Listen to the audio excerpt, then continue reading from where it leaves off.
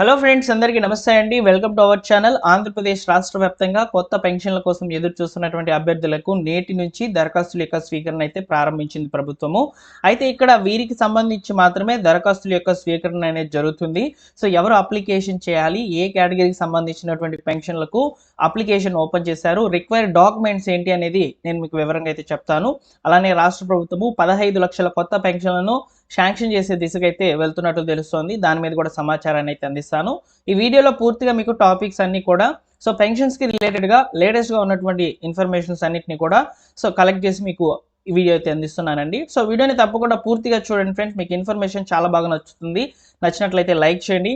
కొత్తగా మీరు మన ఛానల్ చూస్తున్నట్లయితే సబ్స్క్రైబ్ చేసుకుని బెల్ సింబల్ని ఆల్ నోటిఫికేషన్ ఆన్లో పెట్టుకోండి. ఇలా మీకు పెన్షన్లకు సంబంధించి వచ్చేటువంటి లేటెస్ట్ అప్డేట్స్ అన్నింటిని కూడా మీకు తెలియచేయడం జరుగుతుంది అనమాట. అలాంటి డిస్క్రిప్షన్లో టెలిగ్రామ్ ఛానల్ ఉందండి, అందులో జాయిన్ అవ్వండి. ఓకేనా? ఇక టాపిక్లో కనుక వచ్చినట్లయితే ఎన్టీఆర్ భరోసా పెన్షన్లకు సంబంధించి రాష్ట్ర ప్రభుత్వము సో కొత్తగా 15 లక్షల పెన్షన్లను శాంక్షన్ చేయాలని చెప్పి నిర్ణయం తీసుకున్నట్లయితే తెలుస్తుంది. అయితే ఇందులో మనకు కేవలము కొన్ని కేటగిరీలకు వారీగా అయితే సో అప్లికేషన్స్ అనేవి ప్రారంభిస్తామని చెప్పి ప్రభుత్వం ఇచ్చే చెప్తుందన్నమాట.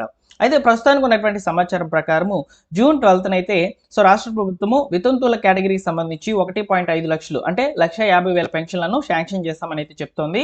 జూన్ 12 నుంచి కొత్తగా పెన్షన్లకు సో వితంతువుల నుంచి అయితే దరఖాస్తులు తీసుకుంటారు. అయితే ఈ రోజు ఎవరికి దరఖాస్తులు స్వీకరణ జరుగుతుందంటే సో ఈ రోజు నుంచి అయితే రాష్ట్రంలో ఎవరైతే స్పోర్ట్స్ కేటగిరీకి ఎలిజిబుల్ అయి ఉంటారో సో వారికి సంబంధించి దరఖాస్తుల యొక్క ప్రక్రియను చేస్తున్నారనమాట.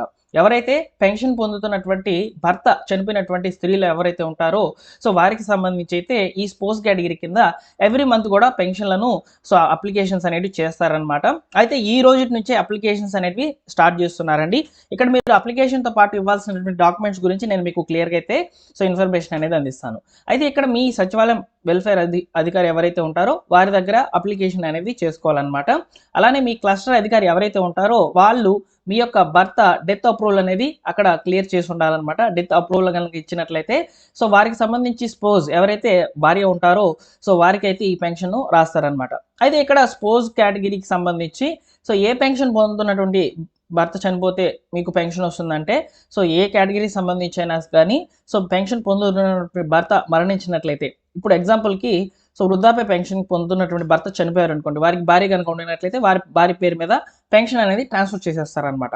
అలానే ఇప్పుడు దివ్యాంగులు వికలాంగుల కేటగిరీకి సంబంధించి 6,000 రూపాయల పెన్షన్ కనుక వస్తున్నట్లయితే ఆయన చనిపోయినట్లయితే మీకు 6,000 రూపాయల పెన్షన్ రాయరు, కేవలం 4,000 రూపాయల పెన్షనే రాస్తారనమాట. స్పోర్ట్స్ కేటగిరీ అనేది కేవలం 4,000 రూపాయలు వచ్చేటువంటి పెన్షన్ అనమాట.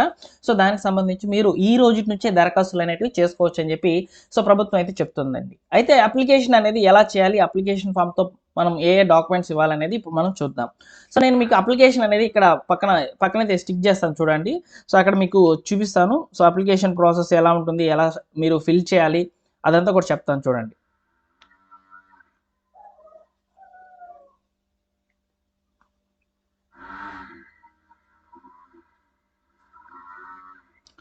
ఫ్రెండ్స్ మీరు ఇక్కడ చూడవచ్చండి అప్లికేషన్ ఫామ్ ఏ విధంగా ఉంటుంది అనేది మీకు ఇక్కడ చూపిస్తున్నాను చూడండి.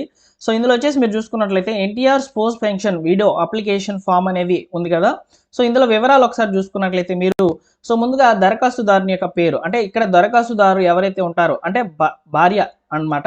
సో లేడీ అయితే ఉంటారు కదా, వారి యొక్క పేరు అయితే ఇక్కడ మీరు మెన్షన్ చేయాలి. తర్వాత చనిపోయినటువంటి భర్త పేరు, అదేవిధంగా ఎవరైతే అప్లికేషన్ చేస్తున్నారో వారి యొక్క ఆధార్ నెంబరు, మొబైల్ నెంబరు, చిరునామా, ration card number, cluster name. So ఇక్కడ మీకు క్లస్టర్ అనేది తెలిసి ఉండకపోవచ్చు, దీన్ని ఎంటీగా పెట్టి ఇవ్వండి. సో మీ యొక్క వెల్ఫేర్ అసిస్టెంట్ ఉంటారు కదా సో వారైతే ఫిల్ చేస్తారు. నెక్స్ట్ మరణించిన పెన్షన్ లబ్ధిదారుని పేరు, ఇక్కడ భర్త పేరు ఏదైతే ఉంటుందో అదే ఇక్కడ వస్తుంది. నెక్స్ట్ వచ్చేసి మరణించిన తేదీ, భర్త యొక్క ఆధార్ నెంబరు, భర్త మరణ ధృవీకరణ రిజిస్ట్రేషన్ నెంబర్ అంటే డెత్ సర్టిఫికేట్ ఉంటుంది కదా సో అందులో అయితే ఉంటుంది అనమాట అప్లికేషన్ నెంబర్ అనేది. సో అది ఇక్కడ అవసరం అవుతుంది. నెక్స్ట్ వచ్చేసి పెన్షన్ రకం, ఆయన ఏ పెన్షన్ పొందుతున్నారు అనేది ఇక్కడ మీరు ఇవ్వాలి. పెన్షన్ ఐడి కూడా ఇవ్వాలి. సో పెన్షన్ ఐడి మీకు తెలిసి ఉండకపోవచ్చు, దాన్ని స్కిప్ చేసేయండి. తర్వాత ఇక్కడ మీరు చివరిలో చూసుకున్నట్లయితే దరఖాస్తుదారుని సంతకం. అంటే ఇక్కడ ఎవరైతే అప్లై చేస్తున్నారో సపోజ్ భార్య అప్లై చేస్తుంది కదా! సో, వారి యొక్క నేమ్ అనేది ఇక్కడ మీరు మెన్షన్ చేయాలి. తర్వాత మీ యొక్క వెల్‌ఫేర్ లేదా ఎడ్యుకేషనల్ అసిస్టెంట్ అయితే సో, వాళ్ళ యొక్క సంతకం అనేది ఇక్కడ పెడతారు. తర్వాత ఇది ఎంపీడీఓ ఆఫీస్‌కైతే వెళ్తుందనమాట.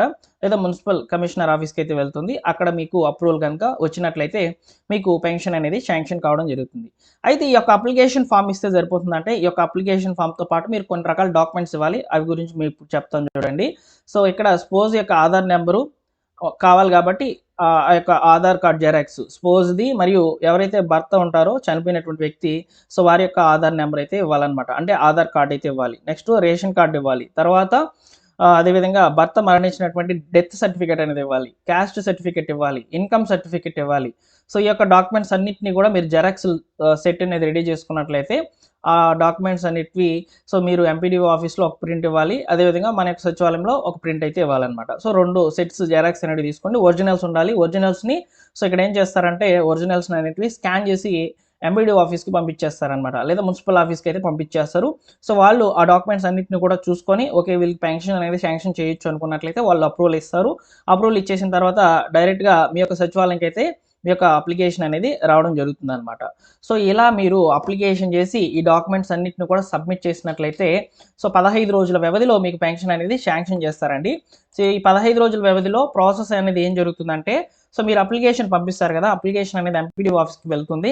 అక్కడ అధికారి ఎవరైతే ఉంటారో పెన్షన్ శాంక్షన్ చేసేటువంటి అధికారి సో, వాళ్ళు మీ యొక్క అప్లికేషన్ అన్ని కూడా చెక్ చేస్తారు. చెక్ చేసి ఓకే అప్రూవల్ ఇవ్వచ్చు అనుకుంటే అప్రూవల్ ఇస్తారనమాట. అప్రూవల్ ఇచ్చేసిన తర్వాత మళ్ళీ మీ యొక్క అప్లికేషన్ అనేది సచివాలయంకి అయితే వస్తుంది. అంటే ఆన్‌లైన్‌లో వస్తుందనమాట. సో, అప్లికేషన్ వచ్చిన తర్వాత అప్రూవల్ వస్తుంది కదా! సో, అప్పుడు మీరు కేవైసీ వేయాలనమాట. కేవైసీ అంటే బయోమెట్రిక్ లేదా ఈ యొక్క ఫేషియల్ అథెంటికేషన్ ఫేస్ అనేది క్యాప్చర్ చేసి సో, మీ యొక్క అథెంటికేషన్ అనేది కేవైసీ అనేది పూర్తి చేసేస్తారు. సో, ఇలా స్పోర్ట్స్ కేటగిరీకి సంబంధించి అప్లికేషన్ ప్రాసెస్ అనేది జరుగుతుంది. ఇవన్నీ కూడా కంప్లీట్ అయితేనే మీకు నెక్స్ట్ మంత్ అంటే ఇప్పుడు మనము జూన్‌లో అప్లై చేసామనుకోండి. సో, జూలైలో పెన్షన్స్ అనేది శాంక్షన్ అయిపోతుందనమాట. ఆ పేరు అనేది వచ్చేస్తుందనమాట. సో, అప్పుడు మీకు వచ్చేసి రూ. 4,000 కేటగిరీలో పెన్షన్ అనేది రావడం జరుగుతుందనమాట. సో, ఇలా మీరు పెన్షన్‌కి దరఖాస్తు అనేది చేసుకోండి. సో, అవకాశం అనేది ఈ రోజు నుంచే స్టార్ట్ అయింది. ఎప్పటి వరకు ఉంటుందంటే 15వ తేదీ వరకు ఛాన్స్ ఇస్తారనమాట. 15వ తేదీ లోపల మీరు దరఖాస్తు చేసుకుంటేనే మీ యొక్క అప్లికేషన్ అనేది అప్రూవల్ అనేది రావడం జరుగుతుంది. ఓకేనా? సో, ఇది స్పోర్ట్స్ కేటగిరీకి సంబంధించి నేటి నుంచి కొత్త పెన్షన్లకు దరఖాస్తుల స్వీకరణలో భాగంగా ఉన్నటువంటి సమాచారం. ఇకపోతే జూన్ 12 గురించి మనం మాట్లాడుకున్నట్లయితే జూన్ 12 నుంచి అయితే వితంతువుల కేటగిరీకి సంబంధించి ప్రభుత్వము ఆల్రెడీ పాత లబ్ధిదారుల యొక్క డేటా ఉంది కదా! సో, వారి దగ్గర కేవైసీలు అయితే చేయిస్తారు. కేవైసీ అంటే ఒకటే సో, బయోమెట్రిక్ లేదా ఈ యొక్క ఫేషియల్ అథెంటికేషన్ చేయడం. కేవైసీ అనేది నో యువర్ కస్టమర్. సో, ఇతనే అంటే ఈ లబ్ధిదారుడు ఇతనే అనే దానికి సంబంధించి ప్రభుత్వం చేసేటువంటి ప్రాసెస్ అనమాట. ఓకేనా?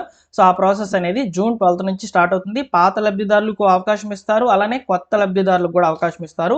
కొత్త లబ్ధిదారులకు సంబంధించి ఇప్పుడు మనం ఏదైతే అప్లికేషన్ చూసామో అలాంటి అప్లికేషనే మరొకటి వస్తదనమాట. అంటే వితంతువుల కేటగిరీకి సంబంధించి అప్లికేషన్ అనేది వస్తుంది. అయితే ఇప్పుడు మనం స్పోర్ట్స్ కేటగిరీకి సంబంధించి ఏవైతే డాక్యుమెంట్స్ అనేటివి ఇస్తామో సేమ్ అవే డాక్యుమెంట్స్ అనేటివి ఈ వితంతువుల పెన్షన్లకైతే ఉపయోగపడతాయి. ఆ డాక్యుమెంట్స్ అనేటివి రెడీ చేసి పెట్టుకోండి. సో, ఫ్రెండ్స్ అదేవిధంగా 15 లక్షల కొత్త పెన్షన్లని అంటున్నారు కదా! ఈ 15 లక్షల కొత్త పెన్షన్లు కూడా ఏవైతే వృద్ధాప్య పెన్షన్లు అదేవిధంగా దివ్యాంగులు, వికలాంగుల పెన్షన్లని మనం అనుకుంటున్నామో సో, ఆ పెన్షన్లే ప్రభుత్వం అనేది శాంక్షన్ చేయబోతుంది. సో, దీని మీద సమాచారం అనేది ముందు రోజుల్లో రావచ్చు.